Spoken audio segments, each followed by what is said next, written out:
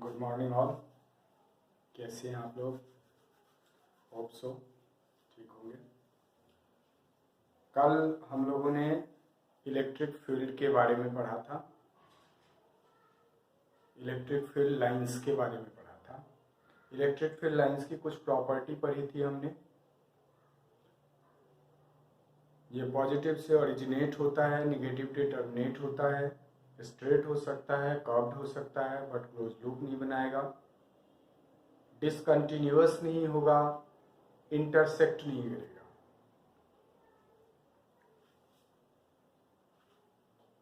Electric field lines की जो density होगी, density of electric field lines, that represent strength of electric field. Density जितनी ज़्यादा होगी, इलेक्ट्रिक फील्ड का स्ट्रेंथ वहाँ पे उतना ज़्यादा होगा। कल हमने एक डायग्राम पढ़ा था कि एक पॉजिटिव चार्ज था हमारे पास और हमने फील्ड लाइंस बनाए थे उसके लिए।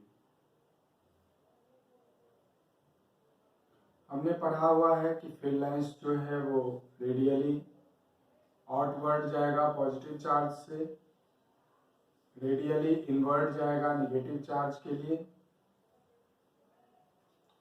तो सपोज करो ये पॉजिटिव चार्ज के लिए हमने इलेक्ट्रिक फील्ड लाइंस बनाए,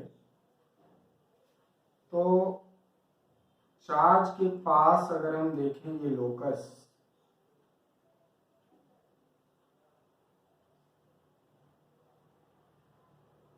तो जितने एरिया में टोटल फील्ड लाइंस हमें दिख रहे हैं, अगर हम आगे बढ़ेंगे चार्ज से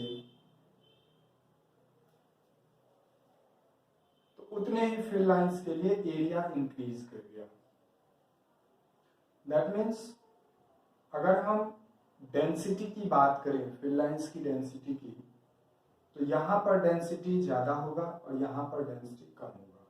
अगर मैं यहाँ एक पॉइंट ले लेता हूँ P पॉइंट और यहाँ मैं एक पॉइंट ले लेता हूँ M, तो यहाँ पे हम कह सकते हैं कि electric field at point P greater than electric field at point M। मतलब इलेक्ट्रिक फील्ड की डेंसिटी डिपेंड करेगा, इलेक्ट्रिक फील्ड का स्ट्रेंथ डिपेंड करेगा इलेक्ट्रिक फील्ड लाइंस की डेंसिटी पे। डेंसिटी ज़्यादा होगी तो फील्ड लाइंस ज़्यादा होगा, डेंसिटी ज़्यादा होगी तो इलेक्ट्रिक फील्ड स्ट्रेंथ ज़्यादा होगा, डेंसिटी कम होगी तो फील्ड स्ट्रेंथ कम होगा। आज हम एक बात करेंगे इलेक्ट्रिक फ्लक्स की। आज हम बात करेंगे इलेक्ट्रिक फ्लक्स की। सिंपल एक चीज समझना है हमें कि अगर हम कहते हैं, सपोज करो वाटर फ्लो कर रहा है कहीं पे,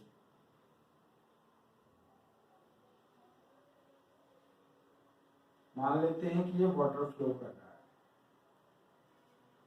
हमने एक कार्डबोर्ड लिया और उस कार्डबोर्ड को यहां पे प्लेस कर दिया।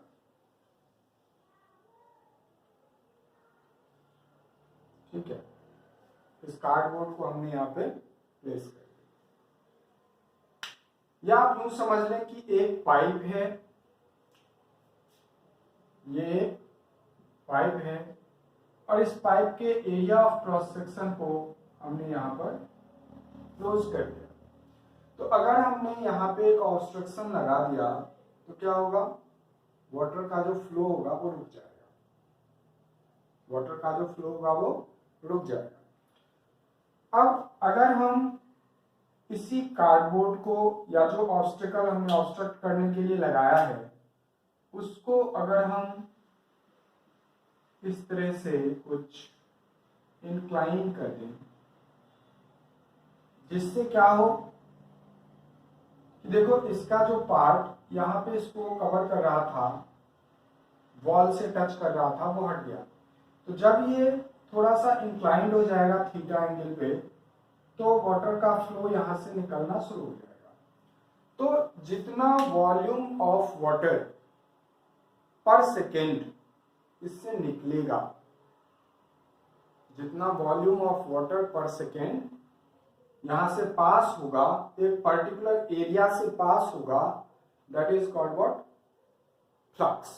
That is called what, flux. यहां पर कौन फ्लो हो रहा है, वाटर, है ना।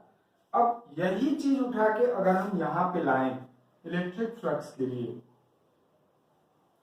तो इलेक्ट्रिक फ्लक्स की बात करने में हमने जो इलेक्ट्रिक फील्ड लाइंस की बात की थी, तो हम क्या कहेंगे कि फ्लक्स क्या है, तो फ्लक्स है number of electric field lines passing through an area. अब यहां पर जब हम बात कर रहे थे ऑब्स्टिकल की, जैसे सपोज करो ये एक ऑब्स्टिकल है और यहां से इलेक्ट्रिक फील्ड लाइंस पास हो रहे हैं, ये इलेक्ट्रिक फील्ड लाइंस पास हो रहे हैं, ठीक है, इलेक्ट्रिक फील्ड लाइंस पास हो रहा है। जैसे जैसे हम, जैसे मान लो कि अभी ये obstacle A B C D ऐसे रखा हुआ है, ये इलेक्ट्रिक फील्ड लाइंस हैं, ये अभी फील्ड से 90 डिग्री पे रखा हुआ है ऑब्स्टिकल। ऑब्स्टिकल का जो एरिया वेक्टर होता है वो होगा perpendicular to the plane. Area vector कहां होगा, perpendicular to the plane.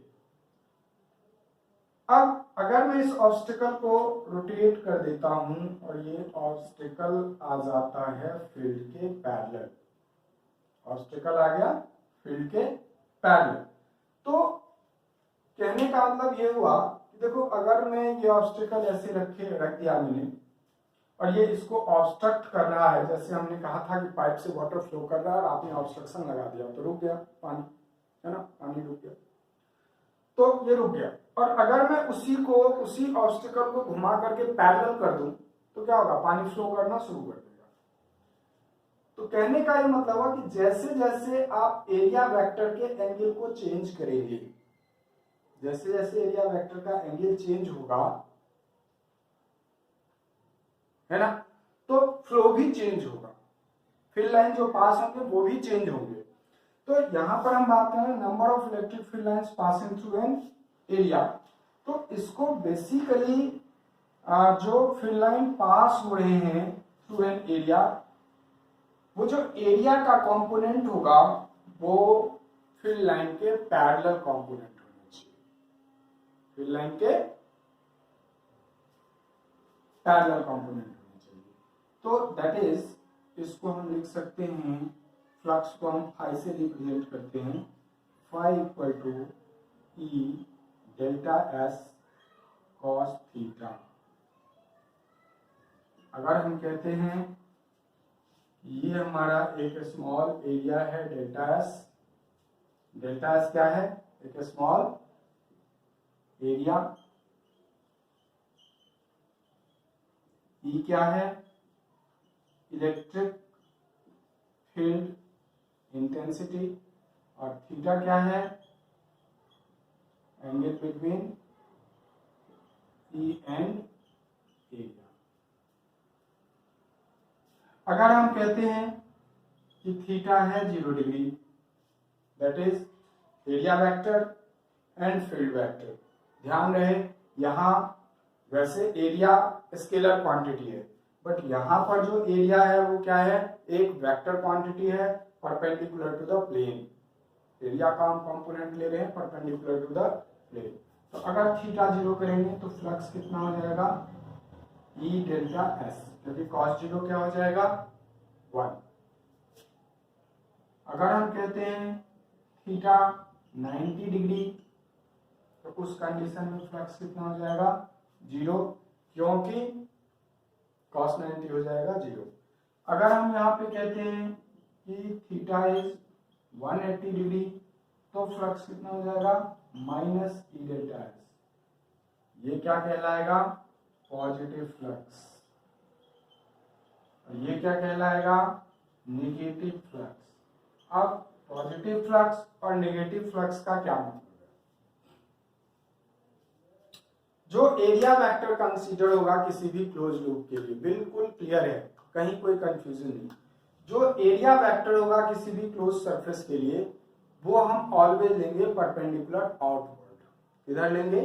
Perpendicular outward, perpendicular outward. जो एरिया वेक्टर लेंगे वो हम क्या लेंगे? Perpendicular outward for a close surface. ठीक है,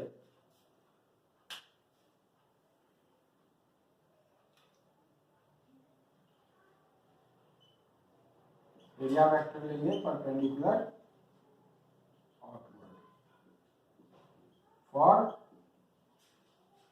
क्लोज सरफेस। ध्यान दें, इसमें कोई कंफ्यूजन नहीं। एरिया वेक्टर ऑलवेज लिया जाएगा perpendicular outward for a close surface. और जो फील्ड होगा, अगर सपोज करो मैं यहां पे बात करूं, हमसे कहा जाए कि इलेक्ट्रिक फील्ड है एक्स एक्सिस पे, इलेक्ट्रिक फील्ड है एक्स एक्सिस और ये पास हो रहा है किससे? एक क्यूबॉइड से। पास हो रहा है किससे? एक क्यूबॉइड से।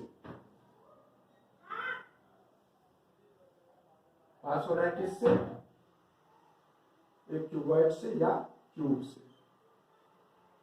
तो अगर इस क्यूब के लिए हम बात करें, ये फील्ड आएगा, पास हो जाएगा। अगर आप एक फेस इसका ABCD कंसीडर कर रहे हैं, ध्यान रहे, तो इसके लिए जो एरिया वेक्टर होगा डेल्टा एस, वो तो जाएगा इसके आउटवर्ड, क्योंकि इधर तो अंदर चला जाएगा, तो आउटवर्ड। अब फील्ड किधर जा रहा है? इनवर्ड, एक्स एक्सिस के पॉजिटिव डायरेक्शन में। तो यहां पर जो एंगल हो जाएगा वो कितना हो जाएगा? 180 डिग्री। तो यहां फ्लक्स कितना हो जाएगा? माइनस ई डेल्टा एस। लेकिन यही बात अगर हम यहां पे आ जाएं PQRS पे और यहां पर हम एरिया वेक्टर कंसीडर करें, तो ये एरिया वेक्टर किधर जाएगा? आउटवर्ड। और फील्ड वेक्टर भी किधर जा रहा है? आउटवर्ड। तो दोनों यहां पर क्या हो गया? थीटा हो गया 0 डिग्री। तो यहां पर फ्लक्स कितना हो जाएगा? पॉजिटिव का ई डेल्टा एस। कहने का मतलब हुआ कि अगर electric field and area vector दोनों का डायरेक्शन एक दूसरे के अपोजिट है, तो उस कंडीशन में जो फ्लक्स आएगा उसे हम कहेंगे नेगेटिव फ्लक्स। और नेगेटिव फ्लक्स का मतलब हुआ इनवर्ड फ्लक्स। नेगेटिव फ्लक्स का मतलब हुआ इनवर्ड फ्लक्स, फील्ड किधर जा रहा है? इनसाइड। और पॉजिटिव फ्लक्स का मतलब हुआ outward flux. Positive flux means outward flux, that is outward. Field किधर जा रहा है? बाहर निकल रहा है। फील्ड लाइन किधर जा रहा है? बाहर निकल रहा है। यहां पर जैसे हमने देखा कि जो ये फेस था ABCD, यहां पर फील्ड क्या हो रहा था? क्यूब के अंदर जा रहा था। तो फील्ड और डेल्टा एस दोनों 180 हो गया। और यहीं पे जब हम PQRS पे गए तो फील्ड PQRS से बाहर निकल रहा है और एरिया वेक्टर ऑलरेडी आउटवर्ड है, तो दोनों के बीच एंगल कितना हो गया? 0 डिग्री। अब इसमें कुछ चीजें हैं हमारे पास। इलेक्ट्रिक फ्लक्स एक स्केलर क्वांटिटी है।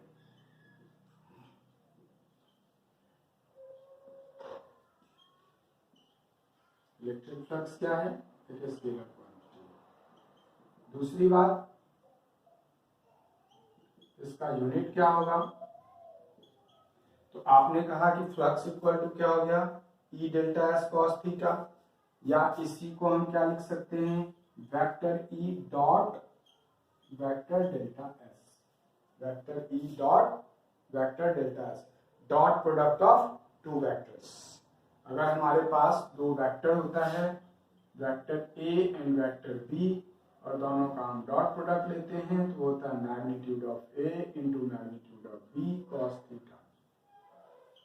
ठीक है ना?